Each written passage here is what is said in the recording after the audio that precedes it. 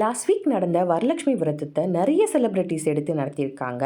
அதில் மெயினாக சொல்ல போனோம்னா ஸ்ரீதேவி விஜயகுமார் இதை ரொம்ப கிராண்டாக செலிப்ரேட் பண்ணியிருக்காங்கன்னே சொல்லலாம். அவங்க வீட்டில் பண்ண டெக்கரேஷன்ஸ் அண்ட் அம்மன் சிலை எல்லாம் பார்க்கும்போது ரொம்பவே அழகாக இருந்துச்சுன்னே சொல்லலாம். அண்ட் அவங்களும் பார்த்திங்கன்னா அம்மன் மாதிரி அலங்காரம் பண்ணியிருப்பாங்கன்னு சொல்கிற மாதிரி செம்மையாக இருந்தாங்க. ஒரு பீச் கலர் சாரியில் ப்ளூ கலர் பார்டர் வந்து ரொம்ப அழகாக இருந்தாங்கன்னே சொல்லலாம் ஸ்ரீதேவி விஜயகுமார். இப்போ பழைய ட்ரெண்டு தான் திரும்ப வருது போல்.